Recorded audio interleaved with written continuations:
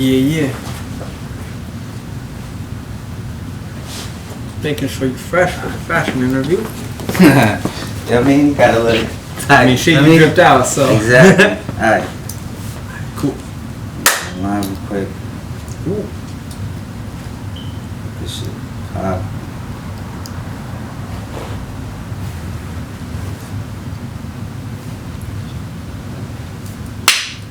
What's up, guys? It's your boy Ollie, here with another insider interview.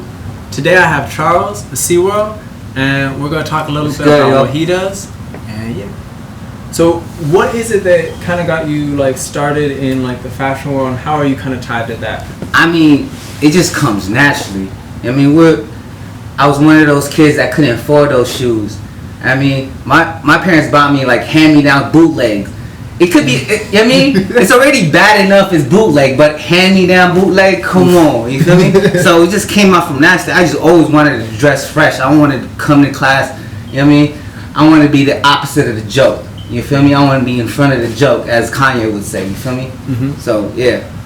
I mean, shit, it makes sense. You definitely dripped out today. Oh, yeah. You mean, a little try, a little leather Supreme Nikes, you feel me? The Yeezys. Yo, always with the Yeezys. Seen these. Oh, yeah. These are Supreme Nike collabs, you said? Oh, yeah. I mean, they seen your boy, they're like, we can't let this guy come not fresh to the show. I told them I was going to be in the Olli'S show. They're like, give these motherfuckers some fresh Nike leather pants for the show, you feel me? Got you, brother. You already know. Yeah.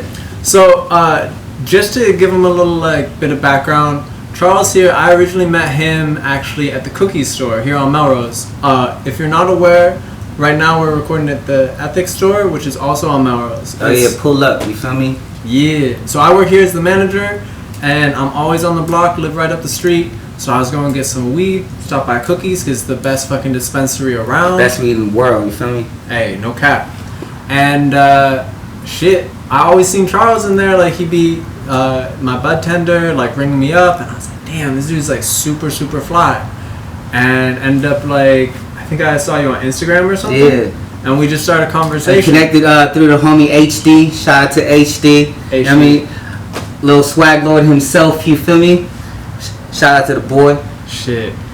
Yeah, staying fresher than HD is almost like, that's a full-time job, bro. Like my man swag to the fucking death, you feel me? So shout out to him definitely for the link up. Yeah, you need an A&R, hit him up. Yeah, he's got definitely. So yeah, tell me a little bit. One of the first things I noticed when we started talking was that not only do we both kind of work on Melrose, but we also both have interview shows. Yeah. Tell me a little bit more about yours. Shout out to Down to Earth Show. I'm on Hayes Radio, so that's my platform. The platform is shared with Mike Tyson, LOG. Shout out to LA Kush.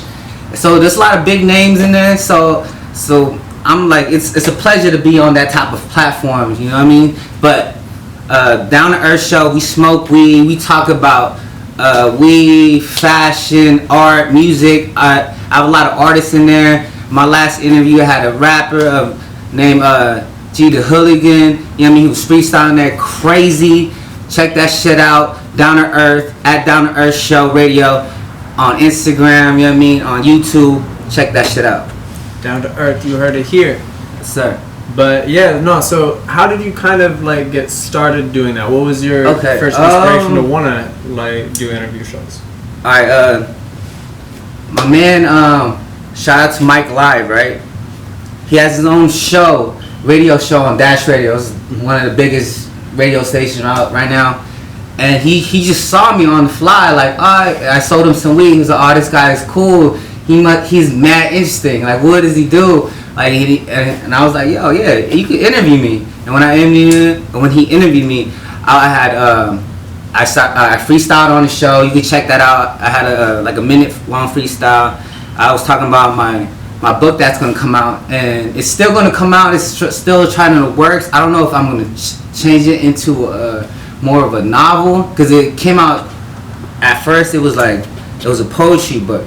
But I don't know if I want to come out to make it to a novel or a movie. But the title of it is a devil in the hoodie in the 100-degree weather. Ooh. I mean, it was like complex story of like doing good and doing bad and dualities of that. And I'm not sure if I want to make it what type of platform I'm going. If it's you know what I mean, if it's a book about just dead ass poetry, or I'm just gonna do a novel. But I'm still gonna plan putting that shit out. But I'm really looking for resources right now. Just even my clothing brand, I'm trying to pull out.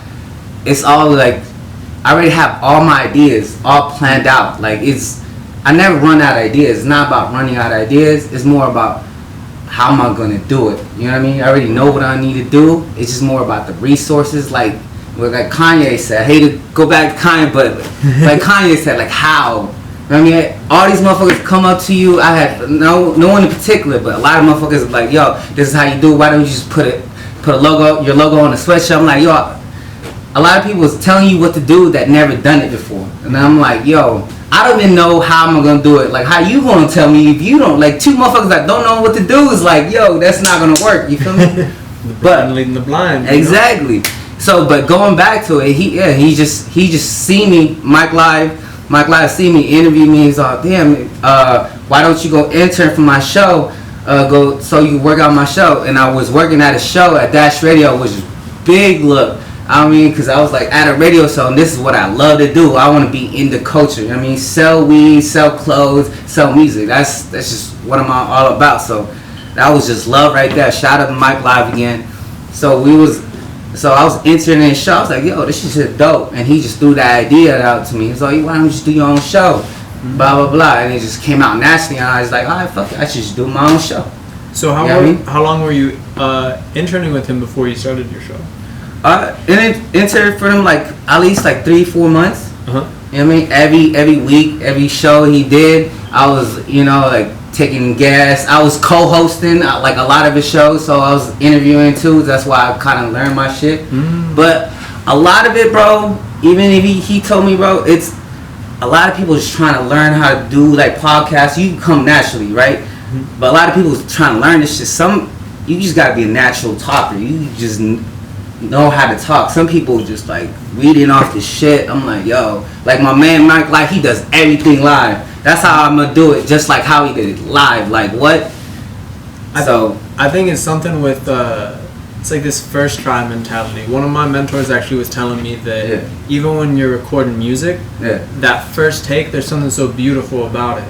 And I think if you can get your mindset into that, it's like the same thing as if you freestyling or if you do something first take, just like same thing with the graffiti, because like graffiti, it's like that's permanent paint, so it's like you got to be really confident in your hand motions in order to or not just give a fuck. So it's like you got to not give a fuck, and confidence is really. I mean that's why a lot of artists do it now. They freestyle their shit. Lil Baby, we even go back, Jay-Z, Biggie, you feel me? Like everyone does it because it's more natural, it's more like authentic, you feel me? There's something in that flow that you won't be able to capture that if you try to recreate it, you know? Facts. So the same thing with interview shows. I think when people try to make it very specific, when you have like a whole script you're trying to read off of, like even in my first interviews that I was doing, I basically had 2 questions and I would just go to them, and it's like I didn't really let the conversation develop like it needed to, so it did have that choppy feel. You just gotta have a natural talk, like you just chomp it up, you feel me? So it's way better like that. And like this whole format is that's just the way to do it, you feel me? Facts. Just having a conversation, letting people in, it's like they having a conversation too, you know? Exactly. So at this point, when you were doing the internships, were you also working at Cookies then already, or? Yeah, I was already working at Cookies. You know what I mean? And that job alone was a blessing because it meant so many connects. You know what I mean? I met Nas, man. Nas noticed me. You know what I mean? He went the second time he came back. Oh, nice to see you again, brother. Shook my hand. I'm like, NAS Nas, goddamn it. And I saw that motherfucker Wyatt Runts. You feel me? So if he ever talks about Runts in a song, it's because of your boy. You feel me? Holla. You know what I mean? Shit. So I'm part of history. How did you even get into Cookies? Because that's like obviously something very like elite in a sense. Yeah, because you don't just get in that shit unless you're like a hot girl. No offense. That's what I always thought. Those type of shops, like, come on. But This one, it was on my birthday. Be honest, so you know I wasn't trying to do no interviews. I was lazy as shit, all high. I came out of work. I was at another dispensary called Medman. So I was like, I came out of work. It was my birthday. I was gonna go turn up at the club that night. So I was like, all right, I'm gonna go smoke and take a nap at my homie's house. Called my homie Armand. Shout out to Armand. And he was like, nah, you can't come over right now. I'm in line. I'm like, what? What the fuck you talking about line? I was like, you better, it's my birthday, but let's go smoke. It's chill, like. And then, and he was like, yo, I'm out line waiting for cookies. I'm gonna try to get hired. I was like, cookies? You know about cookies, right? I was like, oh hell no. So I went pulled up over there, and then to find out he's doing every interview himself. You know what I mean? So I walk in there. Wait, who? Burner. Oh, yeah. shit. Shout out to Burner. You feel me? So like he was interviewing. And I walk in, he puts out a joint, and I'm like, all right, this is the culture. I'm getting interviewed by a man that smoke. I bet, boom. Talked to him, chopped him up. I was like, yo, it's lit. It's been lovely ever since then. You know what I mean? Mm-hmm. So yeah, so that has just been a blessing. Shout out to Burner, by the way, man. So I owe him a lot. You feel me? I never like personally thanked him because this is a busy man, but like, yo. A lot of this shit right now I'm doing good is because of him, and he inspires me a lot. Yo, shout out to Burner, yo, love, bro. Yo, big shouts to Burner. Yeah, he inspires a lot of people. You know what I mean? There's a lot of rich people in the culture right now that's not giving back, that don't give a fuck. You feel me? Mm-hmm. A lot. Like shout out to fucking Paperboy when he said, y'all owe us the fucking bag. They owe the coach the bag. You know what I mean? And Burner is one of those motherfuckers who is showing love and giving back. You know what I mean? So like shout out to him and anybody that's doing it like him. You know what I mean? You gotta give it back. And we making all this money from the culture. It's time to give back. You feel me? And that's just people like that. It's love. You feel me? It's necessary. And exactly. Big shout out to Paperboy. Yeah, shout out to Paperboy, man. We gonna have to get him on this show. Yeah, definitely. He got to be on my show too, bro. We got to do this shit connect. You know what I mean? But speaking of that, like, kind of what prompted Paperboy saying that was the current situation going down with like the protests and kind of the unrest due to all the police brutality and these things coming up. So. That's something that we on Melrose both saw really, really close up. Crazy. Why don't you kind of tell us a little bit about your personal experience with like how it was working on Melrose and how it's been being kind of at the epicenter of this whole thing in LA? Crazy.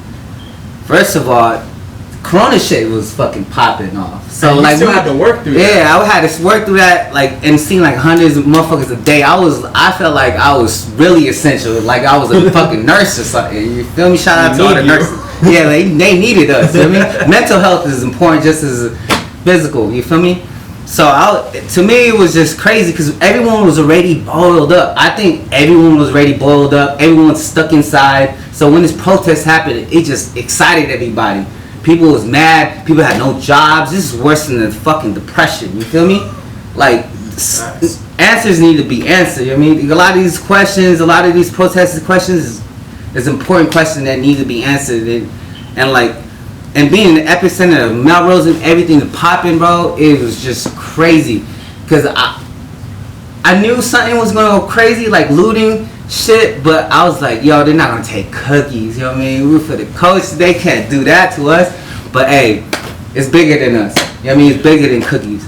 And the thing is, I was working at cause cookies got fucking looted too. So I was working morning shift that day. I got out early and went to my homie Jordan's birthday in Malibu, big chillin', you know what I mean? Shout out to Jordan, you feel me?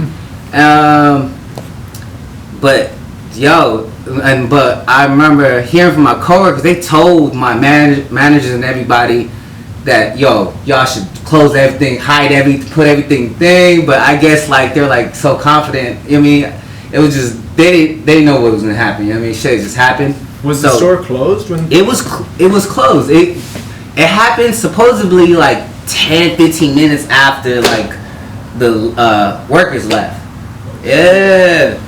So like, if you seen the video, there's a video that's online somewhere, like motherfuckers looting, and you hear you just hear motherfuckers is looting and shit. You hear gunshots, and that's when everyone ran out and the police came and shit. Yeah, man, this shit is crazy, bro. Like, I mean, shout out to Burner though. Burner, after they got looted, he had that message online. I mean, yeah, that's some real boss shit, real play shit. That's how you supposed to say it. You feel me? He handled that shit really perfect, well. Really perfect. Well. He did it for the people. He said it what the people wanted to hear, and shout out to him. Bless, yo. Shouts to Burner for the culture. For the culture, man. How did you feel? How y'all store did not get looted, yo? tell them that story. Tell the people that story, bro.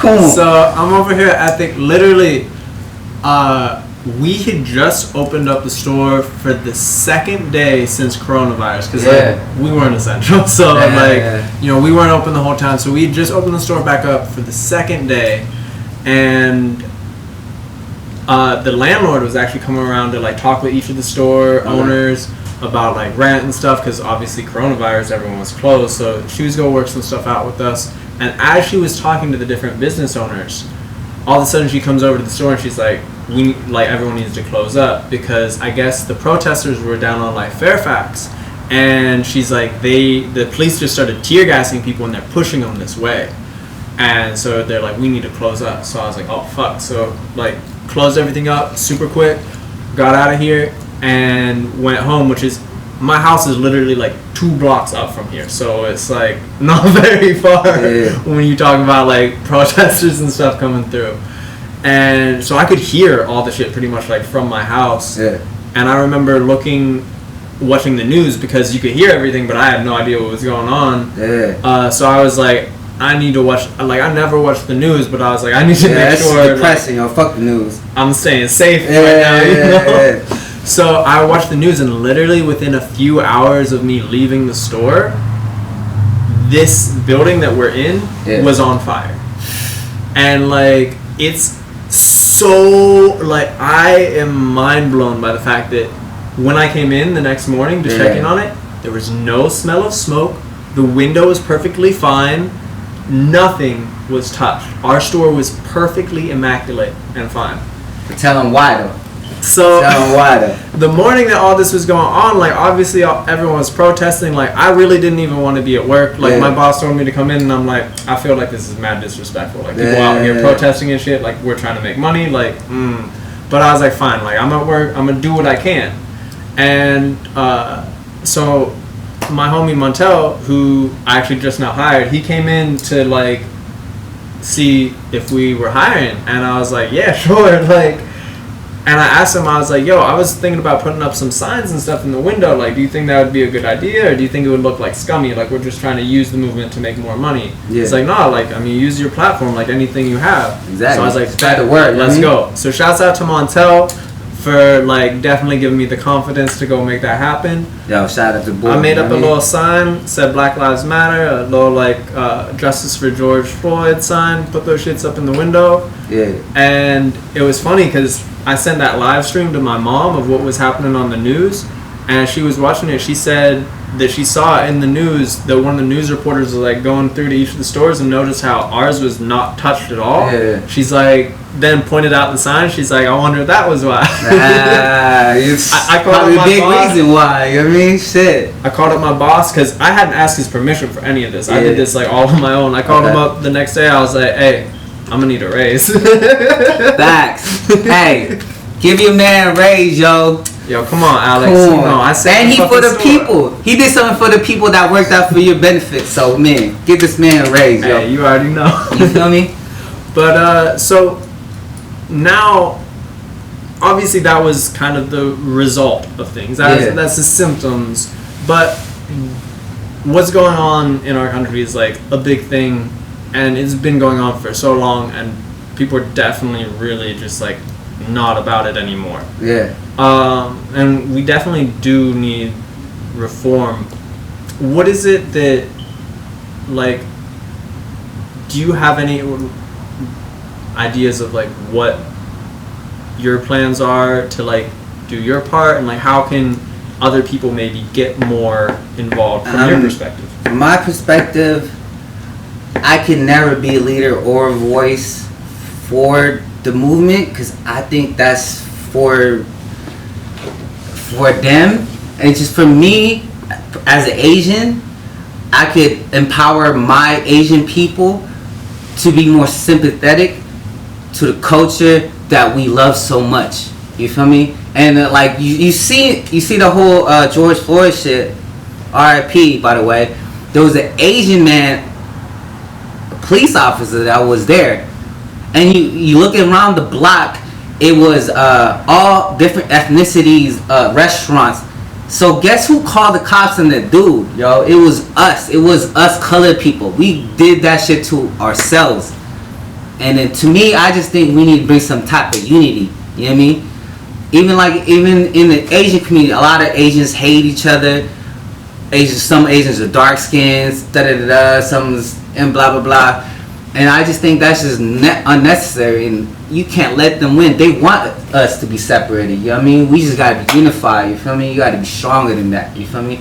And it was just weird. The whole Melrose thing, I think it was bigger than just politics too. I think it was just, I'm gonna price this t-shirt that was originally fucking $40, I'm gonna price it at $1,000, and they put that shit in front of your face all day, every day. You're fucking 20 years old, can't pay rent, and you know what I mean? Like, you're losing your mind, you're in fucking coronavirus, all this shit happening. Oh, I see that fucking Travis Scott shit right there in the window. I'ma take that shit. You feel me? You can't be dangling that shit in front of their faces. Just the whole streetwear culture, I think we need to take it back. Like, a lot of all this shit's owned by big top banking, business people that has nothing to do with the culture. They're not investing back to the culture. That's why it's so fucking weak now. Like bait. No offense to bait. A lot of people still wear bait, but come on, man. Like, Negro's not even for them no more. Like, it's not. They ain't doing nothing. Like, I don't know, yo. It's just, to me, that's why a lot of this Melrose shit happened, because they just not giving back enough. You feel me? And back in the day, like, even Virgil said it. Like, back in the day, motherfucking kids would have protected those stores. You feel me? And I think the connection between the brands and the people is disconnected for real. And then they just unify that shit. And then that's just the reason why you need to give back. And that's why I like brand like Cookies and shit like that is giving back to the people. And that's what's really important. You know what I mean? What this whole quarantine shit taught me, bro, it's about the people. All this disconnect you had, and it made you feel, and made you find the importance with people, you know what I mean? Because without people, we is nothing, you know what I mean? That's what memories is about. Memories ain't nothing about just you and the fucking computer or type of shoes you bought, you know what I mean? It's the memories behind it, where you was wearing that shoes when you got that girl's number, blah blah blah, you feel me? Yeah. It's without people, it's nothing. So it's like, we just need to bring that shit back together, you feel me? Exactly. That's how I feel about it. Because that's a really good point too, because human interaction adds value to everything. There would be no value without human interaction. Everything. These brands wouldn't be shit without us. We make that shit cool. Shout out to Paperboy. You know what I mean? Yeah. Come on, man. And I'm not taking all credit. I give most, if not all credit to black people. That's just off bat. I want to say stole, but I borrowed y'all swag. You know what I mean? Shout out to y'all. I can't speak for Asian people. White people definitely stole that. That's a fact. I love y'all swag, man. Shout out to y'all. I would be nothing. My whole being, it would be nothing without y'all. So I love y'all, and we have to get back, yo. It's just, that's the importance of fucking of, if you make enough money, you got to get back to the culture, and that's what we need to protect. A lot of it is like Tupac, shout out Tupac's birthday was like the other day, and a lot of like Tupac, Nipsey, them motherfuckers that gave back to the culture, they dying. Or motherfuckers that are giving back to the culture, they won't let them blow up. Like say like people, why is not Paperboy not bigger than he is? I'm not saying he's not big, but like, come on, like people like him needs to be bigger, and people that's giving back to culture need to be like identified and be brought to the light. And like, a lot of these motherfuckers that are not for the culture, that no one knows, is making all the money from the culture, and like, what the fuck you been doing? Like, we don't know you. Like, come on, like, you feel me? Like, it's just, but who knows it's gonna change? Money money talks. You feel me? And giving back to people, I guess, doesn't make money, which is it's not all about money, but that's a whole different convo. You feel me? No, I think it's important though for the brands to recognize that they need the people though, and that's. I mean, I think it's like a lot of fake shit though. All of a sudden now they care about Black lives. Of course. Oh, now they want it. Oh, now they care about raping their prices and jacking it up, and now they care about all this shit. Now they care about ethnicities and care about black and brown people. Like all of a sudden, is this just a trend? Is it a trend and shit? My bad, I'm a 5. I be speaking like that, but is it like a trend? You feel me? Like you don't know that. Like right now, like it could just be fake. They could just be talking just because it's the trend to do it. You feel me? Yeah. But yeah, I don't think there's anything necessarily wrong with everyone deciding because of some big cultural movement like this is important. Yeah. But if they let it go just as easily as they picked it up, that's fucked. That's what I'm saying. Because how do you know even it's real? It's authentic or not? They just saying that so they don't get hated on. You feel me? And it's just weird right now. 2020, I don't know what to fucking believe. Coronavirus, are you real? Corona, you bitch ass. You fucking lying at nah. I mean, shit. This year has definitely been like such a roller coaster. Yeah, that's why I've been trying to pop out launch my clothing brand, but it was just like all this like mental stress and all this shit trying to gather resources. I have a lot of questions that need to be answered still about clothing, and I still want to drop my mixtape. I got a plan, a lot of good producers that produce my shit. Plan wise, I just need the resources, money, and just to figure that out. Doing all this Corona protesting, 2020 is crazy. If you survived it, you were the fucking man. You feel me? Facts. I think everyone had like a whole list of like, here's what I'm gonna do 2020, and then it's like giant course through. And like with the weed shit, I'm saying to artists right now because I'm still do it and I'm still trying to promote it. Like I'm like me and my homie Alec. Shout out to the boy Alec. We're planning to do some weed events for bud tenders, and it's gonna be like more social events. It's gonna be bigger. It's gonna be like say Complex Con for weed. That's what I'm trying to. That's my aim. You know what I mean? And this whole 2020 stopped it kind of because of this. Because social events is Yeah. But fuck that, motherfucker got dreams, and this whole shit ain't gonna stop it. You know what I mean? Exactly. I think this whole time right now, if anything, it really helped people focus on what we're really trying to do. What you need to do. Because I know for myself during coronavirus, it's like you're at home with like nothing to do, but it's like this feeling of like I can't be wasting my time either. So it's like if you're not gonna waste your time, you don't have anything to do. Like what are you gonna do? Like how are you going to make your time valuable if you don't have a job?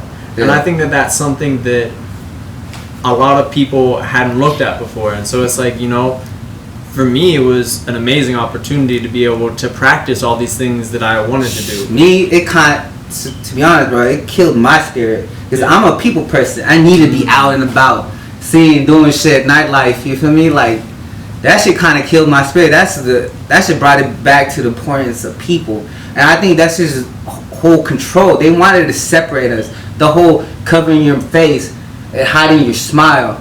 Smiles is a form of energy that needs to be spread. It's happiness, you know what I mean? And they just took happiness away from us. That's what people don't understand with this whole shit.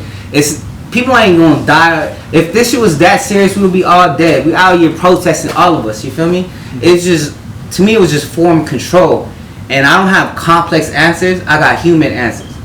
And I just felt it was a scam from the beginning. You feel me? So yeah, I can't wait until this shit's over. You feel me? I feel you. And honestly, to me, it's just gotten like sad because I noticed that every time it's like time for an election year, like all this weird ass shit starts going on. Exactly. Social media starts getting weird. You don't even know what makes sense. You can't trust anyone. It's like a huge injustice to really be manipulating people like that. When something's like bad going on, then you need to report about it all the time and make sure it's like always an issue, not just when it serves your political agenda because it's distracting them from something else. But it's all about votes, dog. It's all entertainment. That's why Trump's president. You know what I mean? And he's making the shit look crazy. You see Melrose, bruh? We had every store was boarded up. There was military in every block. This shit looked like Iraq. You went to work, man. You seen all this crazy shit, bro? Like, we look crazy to the world right now. We supposed to be the ones, the elite. We supposed to have it all together, but we not showing that right now, bro. It's crazy. Yeah, something needs to change, and it's just, and it's like what they say, defunding the police is the answer. Yeah, I mean, I don't think that's gonna be hard to do. Hey, that's gonna be hard to do, to be honest.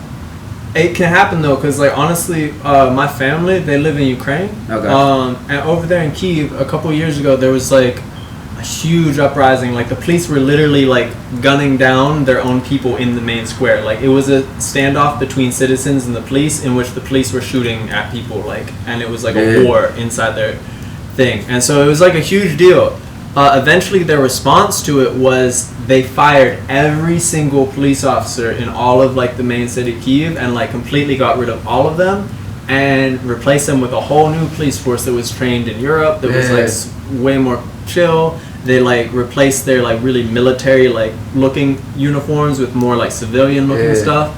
And I remember when I went over to Ukraine as a kid, when I was like 12 to 14. It was like no joke. Like I could not, like I was scared of the police. I had to dip around, like because as a foreigner, they could just like hold me and then like not release me unless my parents gave them a bribe. Like they would do fucked up shit. Yeah, like that. that's how what we're doing here. Yeah, and it's like we just need to make that. Like they were able to make that change, so it's like, you know, it can't happen. But the thing is though, America has that mask they always use.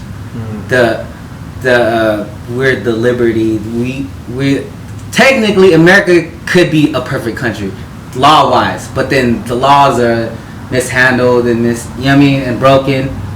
So I think in America it's just way different. We can't like, okay, protest is good and is necessary, but they need to be like steps after that. Yeah. I mean, change the laws. Actually, like but we don't have no answers. We don't have a Martin Luther King. We don't have some dude that's like, boom, he's the leader. He's gonna show us, like, you know what I mean? He's gonna answer the questions.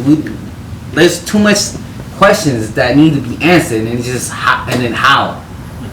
You feel me? And that's just a crazy thing to do, and I don't see it like. Hopefully soon. It's changing, but it's gonna take a while. Like everything else is America. You know what I mean? Yeah. Everything takes fucking forever.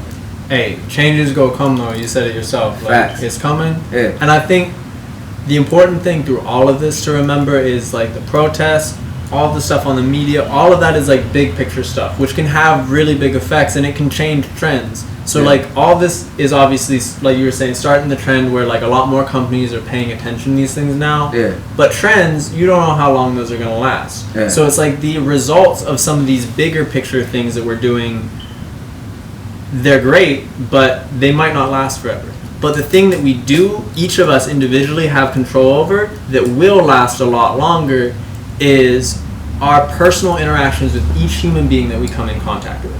Like, I might not be able to change the way that the police runs and stop police brutality as an individual, but I can make sure that every black person, every person of color, every person who is queer, every person who interacts with me personally, that they feel loved, accepted, and equal. And when I have choices to make, whether it be voting or how I run my company or what companies I work for, who I hire as a manager, I need to make those choices individually to benefit those people and to promote those things. It's like Complex wrote an article when they said it's not about hiring cool brown and black sales associates to sell your brand, because that's really who's in the front line of your brand.